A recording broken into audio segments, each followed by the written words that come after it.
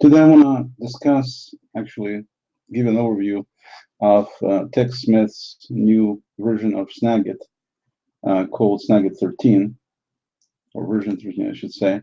And Snagit has been out for a while. I mean, many years they've had it, kind of like a smaller, less capable version of Camtasia, which is their most popular, or I should say most popular out there screencasting tool.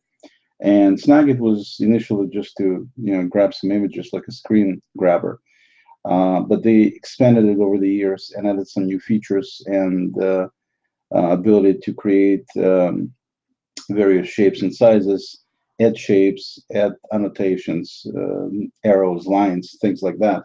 So you can really not just grab an image, but you can also add some additional useful information to go with it. And then, of course, you can share it with various services, such as initially they had it with things like Microsoft Word. You can also obviously copy it to clipboard and many other typically used services where it could be handy, where you can attach it to email easily and things like that.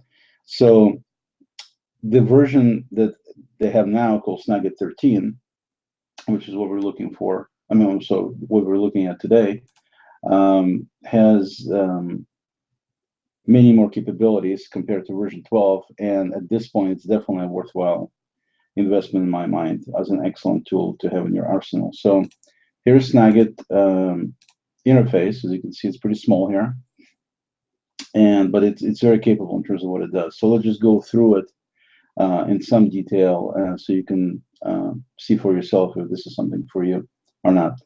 So the basic interface here on the left, you have three main areas where you have all-in-one image and video. And all-in-one simply means you can capture part of the screen, and then once you identify the capture, then you determine whether you're going to capture it as an image or whether you're going to be capturing it as a video. And when I say capturing it as a video, it simply means that anything that's happening on the screen is going to be recorded into an MP4 file or a QuickTime file, for those who don't know what MP4 is, as a video file. So it'll be like an animated version of whatever is happening on the screen, also known as a screencast. And you can do it for small snippets of things, or you can do it for entire screencasts, basically. So it's very, very capable to do in doing that. And so if you don't know what you're going to be capturing, then you can use all-in-one.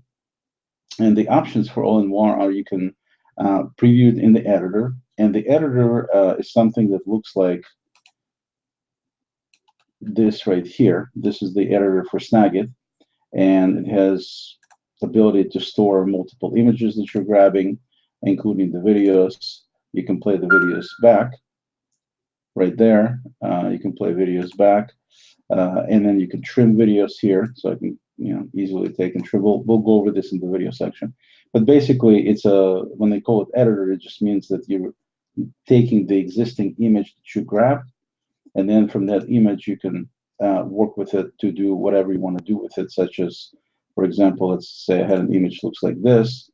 And so what I can do is I can add a shape to it very easily. And of course, here's the palette of all the shapes. I can do different colors. I can do different designs. I can do different, as you can see here, all kinds of capabilities here in terms of the shape. Basically, there's a lot of different things you can do in terms of customizing it however you want. And of course, then you can easily move the shape anywhere you want. You can scale the shape any size you want. I can double click here and actually, I guess this one doesn't allow you to put text, but you can have shapes with text inside. I can change the, for example, a lot of times you want to point to something, so you want to draw an arrow. So there's all kinds of arrows. I can take the arrow and point it like this, and then you can easily move it anywhere you want. Reposition it. You can move it completely. You can even adjust things like opacity. So, for example, if you don't want the arrow to be opaque, you can make it transparent or somewhat transparent by using this. You can control the thickness of the arrow. You can control the so basically everything to do with that particular tool can be controlled on the right side here. You can even say turn the arrow to look like this using the Bezier curve, I should say. and then you can make the sizes. I mean, basically, many capabilities of what this thing allows you to do. And for each of these different tools, you have ability to do this. You can create a text balloon that looks, something like this right here, and put in some text in there. And if you don't like, the text, you can control, as you can see right here, you can make the text be bold, you can make it italic, you can underline it if you wish, you can change the font of the text using whatever system fonts you have on your computer. You can adjust vertical spacing, you can adjust horizontal alignment. I mean, the works. And in addition to that, you can easily grab this guy and actually rotate the whole thing and then move it anywhere you want, and you can scale it up and down. I mean, this thing, just about anything you can imagine that you want to do, including changing the color. You don't like this color, you can make it that color. I mean, whatever you want to do. And there's a bunch of advanced capabilities here, so I can even take this kind of stuff and make it more transparent or adjust it. So as you can see, there's quite a few capabilities in terms of being the shapes themselves. Obviously, balloons can be all kinds of things like that. I can do a balloon that looks like this, for example. So you simply click on it and then click it here and change the shape to be this way, or if you want to change it that way. So you take your existing shape and adjust it accordingly. So very capable, very customizable, very flexible in how much you can annotate. I can take the fill tool, so it's almost like a painting program. It allows you to do that. And of course, anything you do, you have ability to do an undo, and you can do undo unlimited times. Basically, as many things as you've done, you can undo them one at a time completely, going all the way back, as you can see. You can also easily do these other things too, like do a line, do a highlighter. If I want to use a highlighter, I can go ahead and highlight this part of the text, and you can blur things. Like if you have a face picture and you want to go ahead and blur it, you can do something like that. And so the bottom line is it's very capable in terms of being able to really go in and beautify whatever graphic you captured, whatever image you captured in many different ways. They also have ability to do stamps, and you can see here I can have a stamp that just plop in there, so it looks like an arrow with a dot. If you want to make some specific point, as if you want to point to something specific with a shape like this, you can do that. And then, as you can see, they can bunch of these things. If you want to put like a checkbox or X there, you can put plus or minus. They also have ability to download more stamps, as you can see right here, and also have ability to organize stamps, so you can adjust things, so you can have as many of these stamps as you want, basically, and manage them accordingly. One of the things you can also do, at least in the prior version, I'm not sure this one has it, but most likely it does. I can't believe they took it out.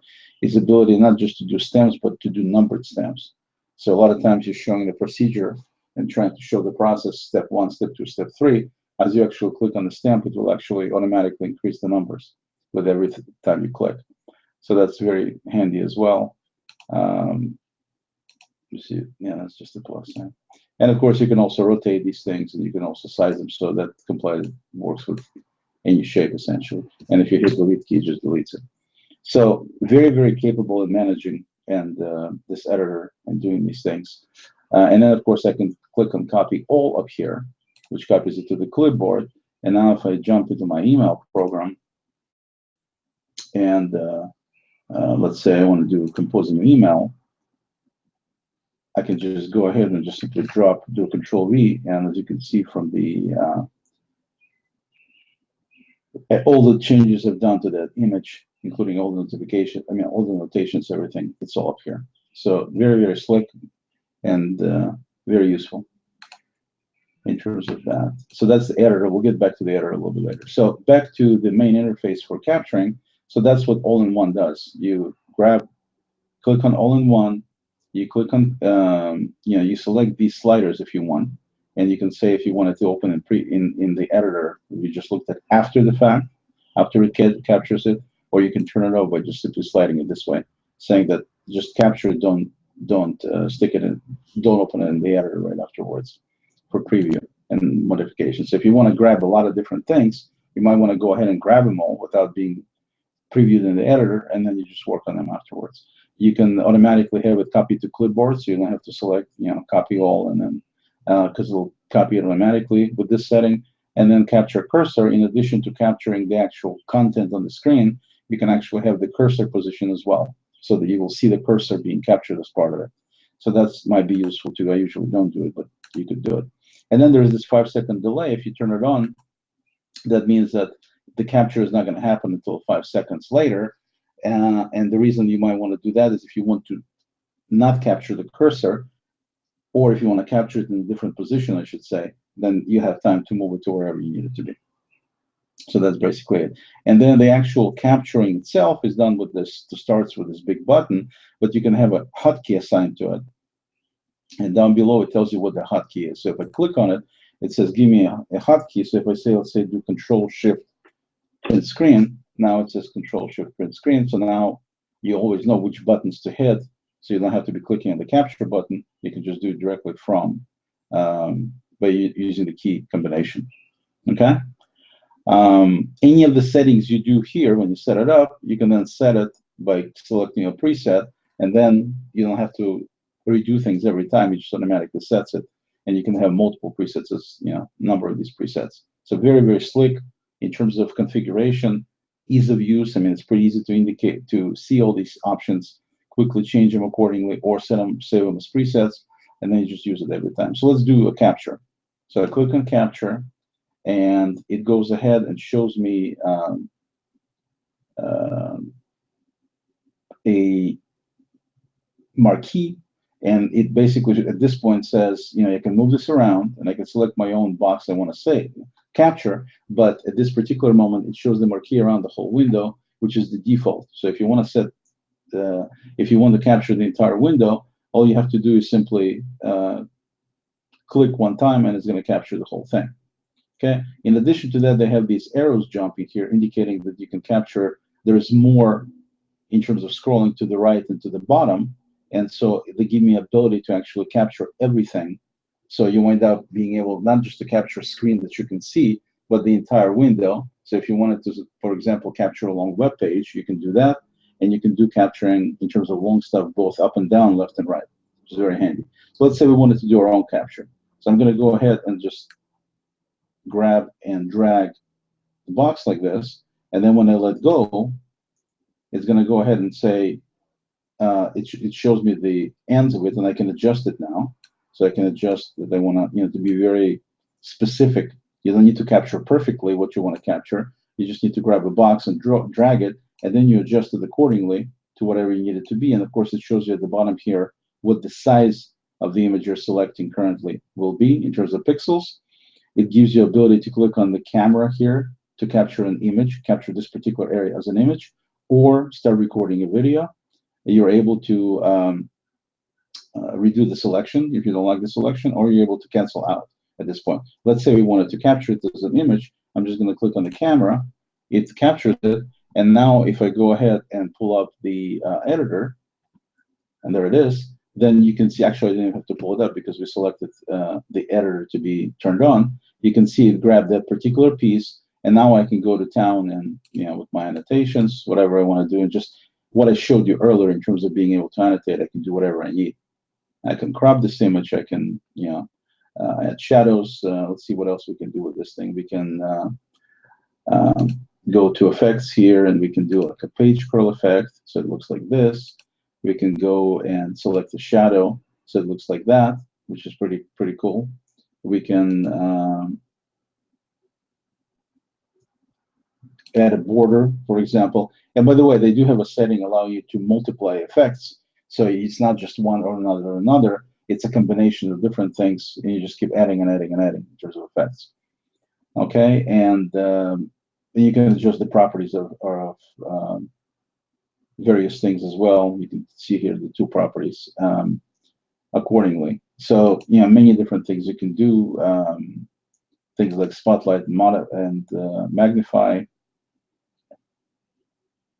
So they say you must make selection using the selection tool. So if I'm using the selection tool, I'm going to highlight this part here, and then I'm going to go ahead and select effect, spotlight, and modify. And you can see it makes everything a little bit blurry and darker, but the part I selected leaves it as it was. So you can really highlight certain things after you capture them to show people what you want them to look at. You can do color replacement. You can do watermark, which is pretty handy too. So you can indicate the file you want to push on there. By default, it's Snagit, but let's say I wanted to do my PCS logo. I go to my Dropbox and scroll down to, let's do a PCS, and there is a PCS logo right there, as you can see. So that we can do that. So many different options. If I wanted to add some text, I can actually grab a box here and text, and I can control the font, I can control the size, I can control all these other parameters here you would normally expect to see. And of course, I can easily move it wherever I want to move it and leave it there, and that's what it looks like. So many different options in terms of after the fact. But the grabbing it is as simple as that, as you just saw.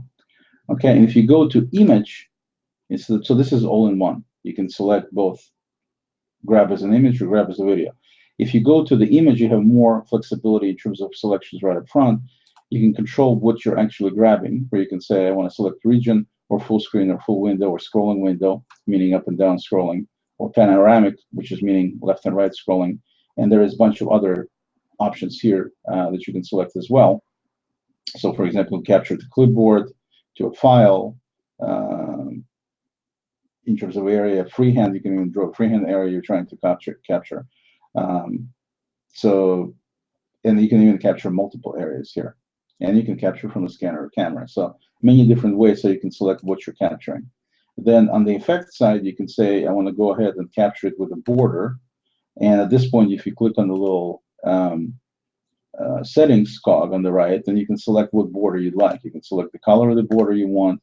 You can select the width of the border if you want it to be thicker or thinner. And then it's going to capture with that kind of border in place. You can also, in addition to that, you can go and scroll down to the bottom where it says add another effect, and you can say, I want the border, but I also want the, let's say, edges. And the edges allows you to have all these different styles for edges. And let's say we want to do an edge that fades out to the right like that. So it basically will have an image and then it's going to kind of fade out. And so if you select that, that's what it's going to be. And you can have more additional capabilities, watermark, whatever you might want to do with these additional effects.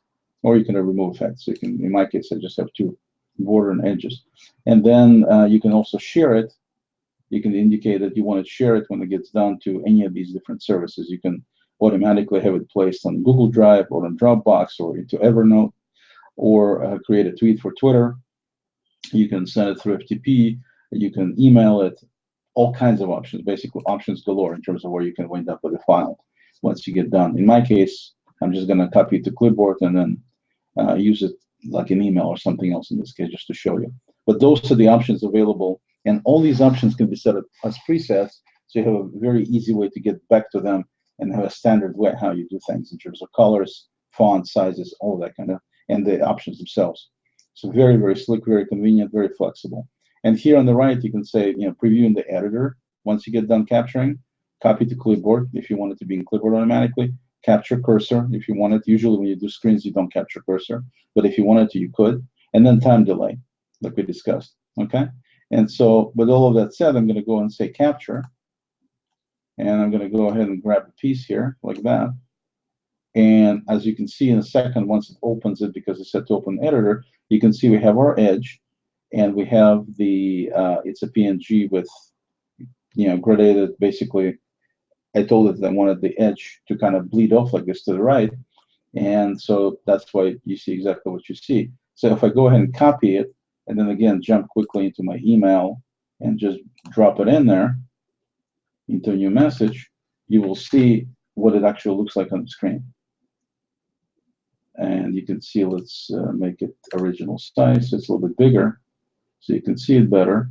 And you can see here that it kind of fades out to the right and to the bottom, and then the rest of it there. And then it's got this box and the color they selected and the width they selected. Very convenient, very, very sleek. And definitely selecting specific borders or specific look, if you're consistent, it winds up giving you, it's almost like branding. Not almost, it is like branding, but it's your own stuff. Because a lot of people could be doing similar kind of things with different tools, and they grab images and they try to put something on there to make it theirs, but it's hard to make it your own. But if you have some of these things, you preset some of these things preset up the way you want the arrows to be a certain color. You want them to have this dash line or no dash line. The way, and you consistently make all your image grabs and what you're posting the same exact way, because you can easily use the same capability here to just dress up some image to go on your social media. Then you end up basically creating a number of options that are branded, and people get used to it now. Oh, this definitely is an image that came from Oleg, because all of his images have this red border and things like that. So it's kind of a cool way to do branding using this thing as well. And then of course at this point, if I go ahead and you can see right here, I can drag these in and I can crop the stuff.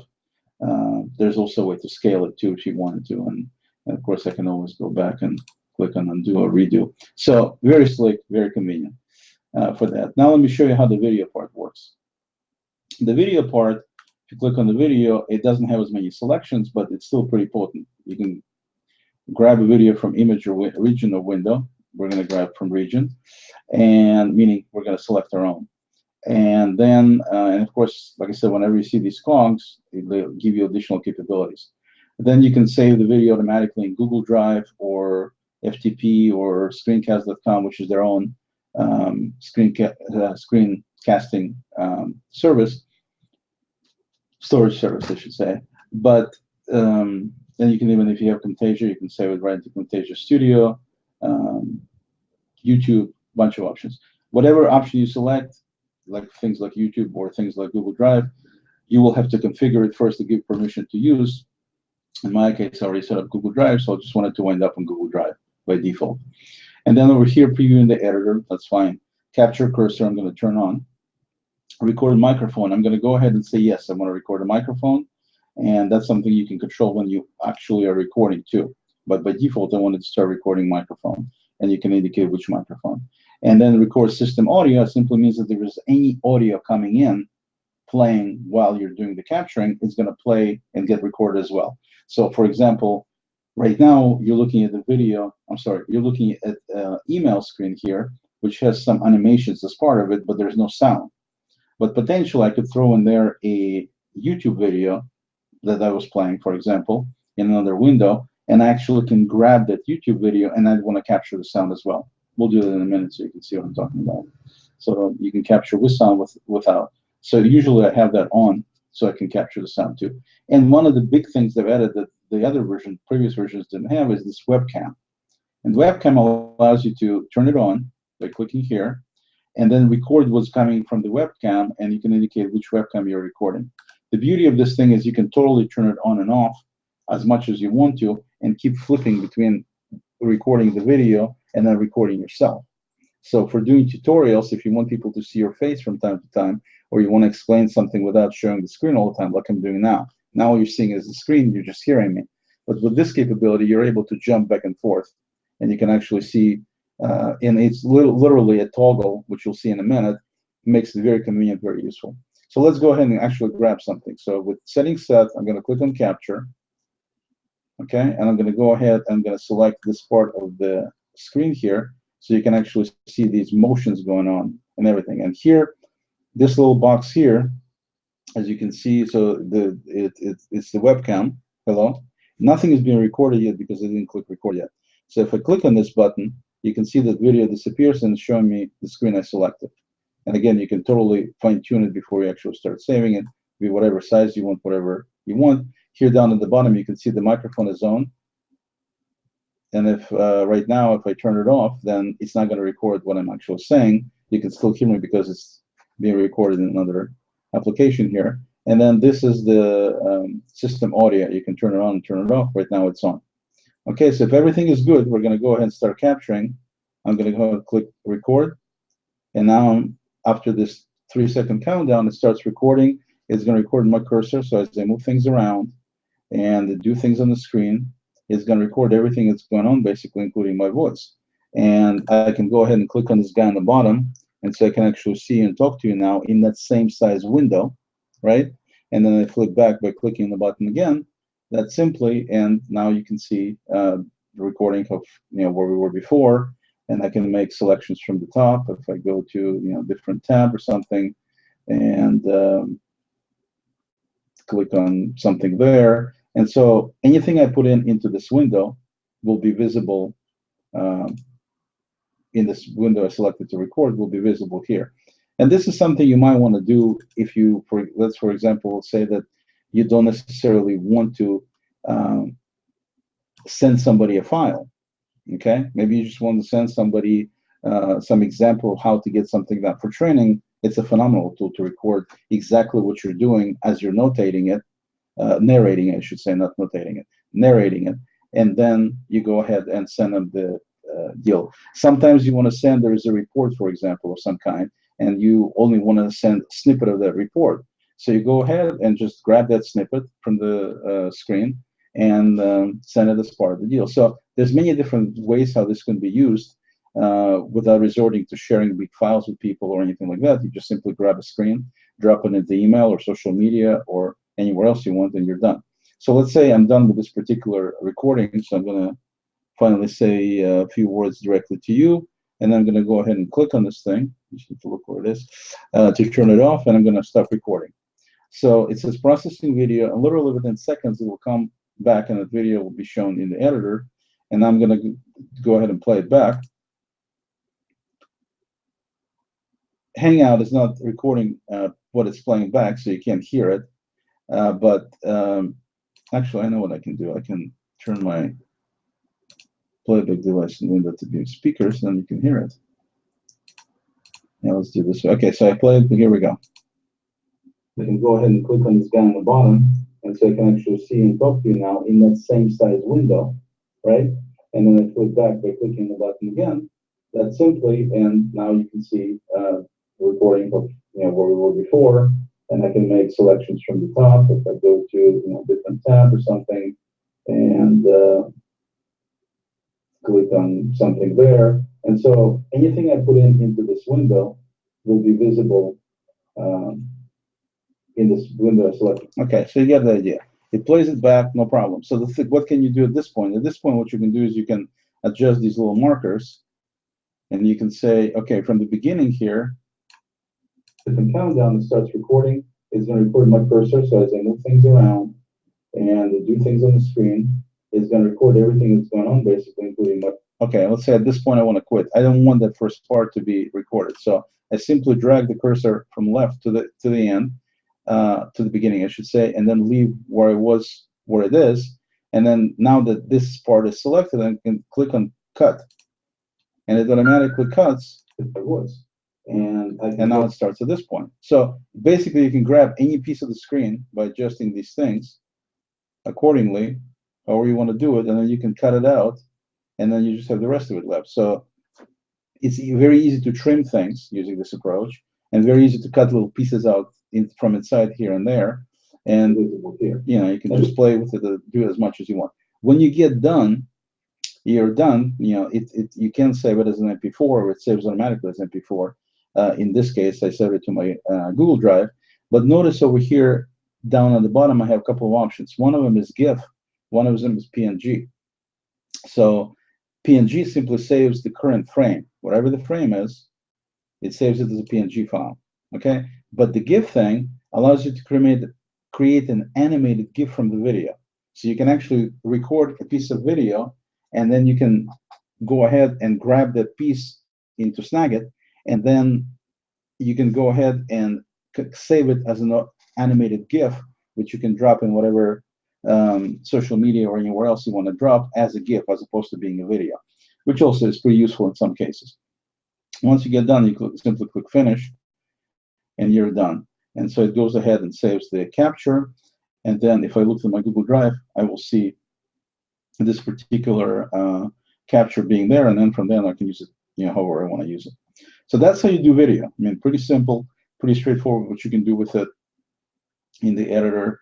And I'm sure it has some other features too, but mainly I just wanted to show you that, I mean, usually what I do, just let me show you one more thing. If I go ahead and save this as an MP4, because it takes a little time for the Google Drive to process it, let me save it locally. So I'm going to save it as, and I'm going to call it beta example, and I'm going to drop it onto Google Drive junk. That's fine. So I'm going to go and save it. So now I just want to show you that if I go back to, let's say we go back to Google Plus, certainly my favorite place to put things. And on Google Plus, if I'm going to create a new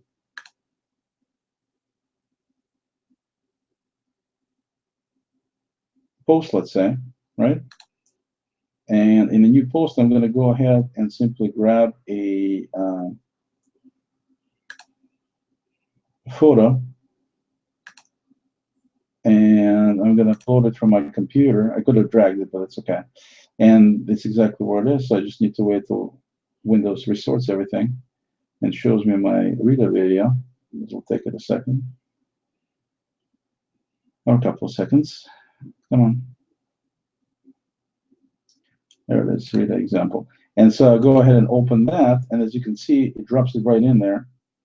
And so now it's part of the,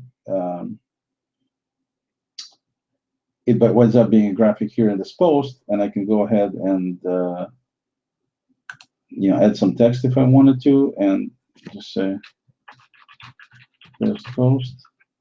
And I'm going to go ahead and close,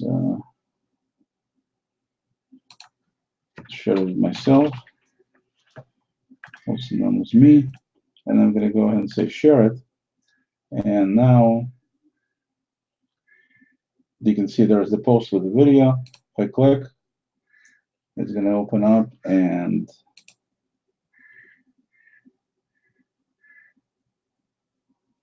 Google also needs to process. So it usually takes a minute or so to process. Varies depending on the size of the video. It should be pretty quick since it's a short video. But the bottom line is, once it's done its processing stuff, it will play the video, so you can actually see the video of everything I recorded. Try to force the issue here and see if it works.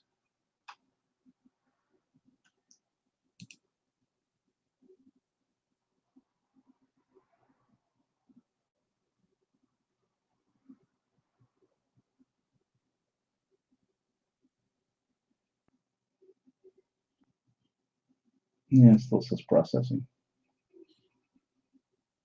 Anyway, if you do this, you'll see that after a minute or so, it will come back to fruition, and then you'll be able to actually play it, and you'll see the whole thing with sound completely exactly as it is. Little parts cut that I cut out and everything, just like it's supposed to be. So the bottom line on just stop the screen sharing here and just say it. So I definitely recommend Snagit 13 because it is so capable, and because it is so featureful, so flexible. Definitely recommend it. If you have any need at all to be able to grab something from the screen quickly and share it with somebody on social media or an email, if you want to take a report and you want to quickly show it to somebody or send it to somebody. I mean, there's many different, web page that you want to grab, but a long web page, not just, a little screen web page.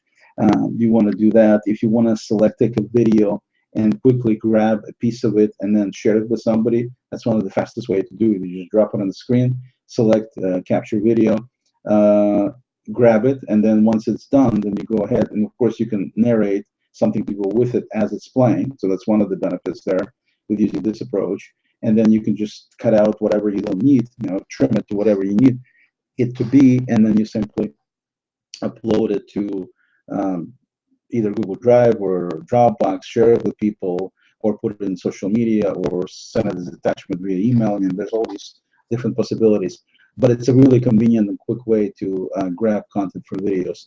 And then, of course, if you're doing any kind of tutorials dealing with showing people how to do something on the screen, can't get much better than this. You simply record the whole thing as a video, and you do everything, pull down menus, the cursor is turned on so everybody can see what you're doing, and then you're doing narration at the same time. So it's like you being there, basically. So if you want to record any kind of a training video, it's perfect.